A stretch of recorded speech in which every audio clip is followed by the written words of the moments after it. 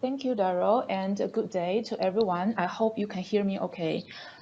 In the next few minutes, I will speak about our recent work on COVID, credit, and contagion risk. Naturally, our work will have a focus on the financial systems in the ASEAN+3 region. Next slide, please. This slide with arrows and the yellow block on the right shows how we think about the COVID pandemic and its impact on the financial system. The pandemic and the pandemic control measures caused many businesses to close and fail. These businesses become unable to pay off their debt obligations, and naturally, they impair their lenders' balance sheets. Some banks will fall into distress as a result, and their own credit risks rise. That means these banks may find it more difficult to pay back their debts than before. Unfortunately, such distress doesn't necessarily stop here. Given the interconnectedness among financial institutions, the rising credit risks of individual banks could well spread through the financial system, triggering the second round distress. So in this presentation, I will spend a bit more time on the second round distress highlighted in the yellow box on the right. I would like to introduce to you, number one, how we measure the interconnectedness among financial institutions, and number two, how we use this measure to describe the risk transmission channels and subsequently compute the losses along the chain of shocks. Next slide, please. This slide with two network charts highlights the basic idea behind our measurement of interconnectedness. Both charts are surrounding Lehman Brothers based on our estimation with data as of August 2008, which is right before its collapse. Each node in the charts represents a unique financial institution. The color of the node represents where the FI is domiciled. If there is an arrow going from one node to another, it means that there could be some shock transmission between the two. When one gets into trouble, the other is likely to be affected. There are about 70-something financial institutions around Lehman in the chart on the left. So they are the only affected parties by Lehman's failure if we only consider the first order contagion. If, however, we believe shock propagates from these intermediate parties further to their connected parties, we get the chart on the right. So it is much denser and incorporates over 1,000 financial institutions in the world, which is probably closer to our intuition. What we want to highlight through this example is that the shock transmission doesn't necessarily stop at the first order. If we want to measure the full impact, capturing the first and higher order connections is important. Next slide, please. Now let me turn to the methodology that we use to estimate the interconnectedness.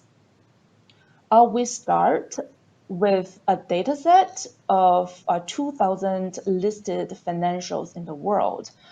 We have a number of data points for the probability of default, or PD, for each of them. PD is the likelihood that an institution is unable to honor its debt obligations. So it is a credit risk indicator, and we use it to estimate the co-movement of the financial distress between any two entities.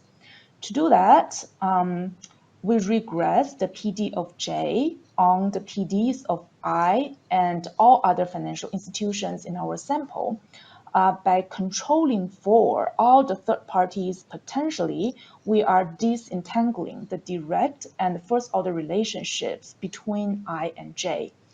Getting the direct relationship is key, because otherwise we would run into the double counting and triple counting problem when we track losses in a global network. And here, beta Ji is the impact of I on J. And that is our measure of interconnectedness between the two entities.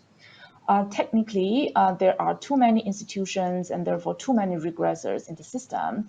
And to tackle that problem, we apply the lasso method. And basically, this method shrinks the very small coefficients to zero and keep only the big ones. Next slide, please.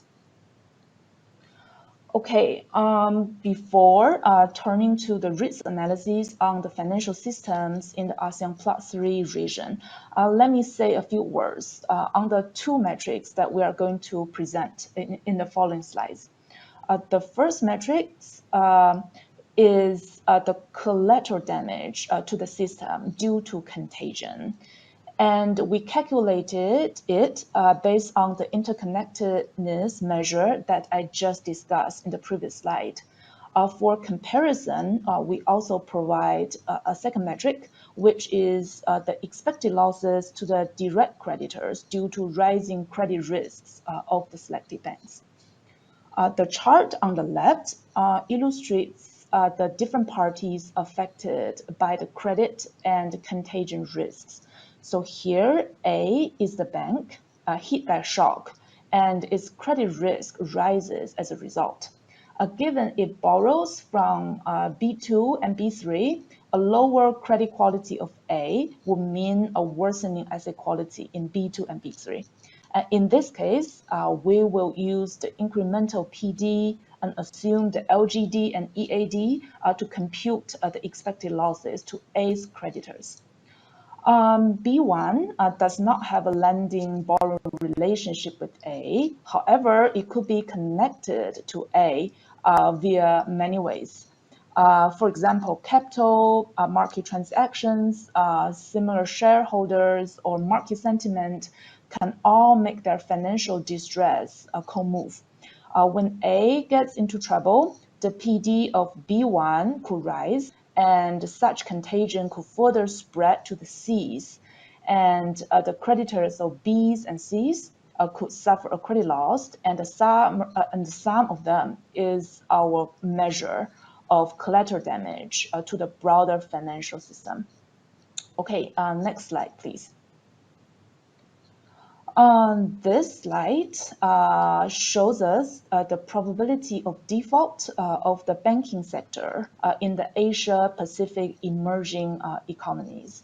So it gives us a sense about how severe the current financial distress is compared to the past crisis. As we can see here, there was a big surge in the PD during the Asian financial crisis, followed by a smaller bump during GFC. So far, I will say the impact of the COVID pandemic on the banking sector has been limited, comparatively speaking, of course. This is due to the liquidity support and debt moratoria that keep the borrowers afloat. In the meantime, banks are supported by the forbearance measures on loan classification and provisions, for example, and therefore they can postpone recognizing their NPLs and capital depletion. However, the concern is if the pandemic continues to spread, the economic recovery falters, and the support policies exit, the current crisis could turn into a fully fledged financial crisis and cause significant economic costs. So in the following exercises, we conduct a few stress tests under two crisis scenarios. So the first is an AFC scenario where the PD of a selected bank or banks go up by 400 basis points from the current level, which is similar to what we see in the chart during that period of time. The second scenario is a more severe Lehman scenario, or what Lehman Brothers had experienced during the GFC. In this case, we let the PD of the selected bank or banks rise by 9,000 basis points. Basically, we assume them to fail. And the banks that receive the shocks are the GSIBs and DSIBs in the ASEAN+3 region. And basically, we'll estimate their impact on the financial system through the credit and contagion risk channels. Next slide, please. This slide with the colored bubbles summarizes our stress testing result in the AFC scenario. Each bubble represents a unique GSIP or DSIP based on public information or our own estimation. The size of the bubble represents the size of the bank, with a shock of 400 BPS to each bank at a time. We estimate and display the estimated losses to their direct creditors on the x-axis and the collateral damage to the broader financial system on the y-axis. By and large, we can see that bigger banks have a bigger impact on the financial system in both measures.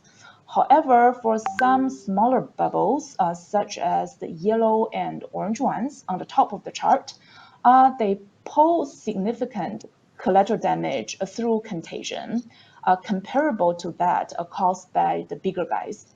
It suggests that these banks are highly connected with the rest of the financial system through capital market transactions, sentiment, and so on. They are not only too big to fail in their national context, but also perhaps too interconnected to fail in the regional context. Overall, the size of the loss measures is non-trivial, which could be in billion-dollar or even $100 billion term for some.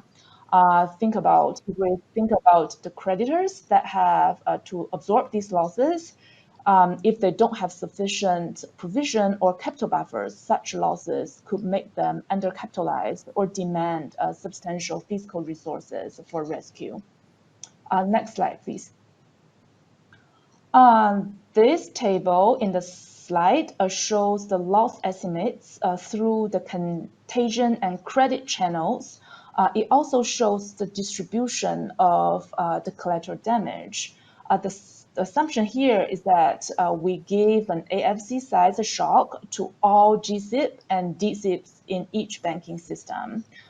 Overall, such a collective shock can be very costly, and the total expected losses caused by the selected banking sector amounts to several percent of its national GDP, most notably for the two financial centers, Hong Kong and Singapore.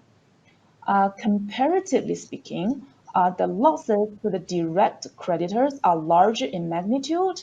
It is not too surprising because these GSIP and DSIPs have very big liabilities. However, in some of the economies, the collateral damage is just as large, notably for Japan, Singapore, and the Philippines. This result suggests that contagion risks of these banking sectors are high, and for their banking supervisors, it's all the more important to look beyond the bank's balance sheet individually and pay great attention to externalities that the contagion risks could cause. And moreover, among the many financial systems that are affected by the contagion risks from the ASEAN+3 region, the domestic financial system is likely to suffer the most. Next slide, please. This slide has the color bubbles again. We basically repeat the stress test on individual banks, but give each of them a Lehman-sized shock or 9,000 BPS increase in their PDs. Of course, it's truly a tail risk, very unlikely to happen. However, given the uncertainties surrounding the pandemic development and economic recovery, we present this analysis to provide a gauge of the losses under such very adverse scenarios. And not surprisingly, the estimated losses are massive. The collateral damage could be close to 1 trillion in some cases, and the losses to direct creditors could be even larger. Next slide, please. This is the last slide. The table here shows our stress testing results when we assume all GSIP and DSIPs in the economy to fail collectively. They could cause losses amounting to multiple times of their country's GDP, again, we can hardly imagine a scenario like this to happen anytime soon. However, we do want to highlight the fact that these banks are big and in the meantime interconnected. They could potentially cause unbearable causes and huge burdens to the fiscal purse if the risks are not managed properly. Therefore, it's important to engineer a soft landing of the financial sector in this region. And to do that, we think that it's important to have a strategy as to when and how to phase out the support measures.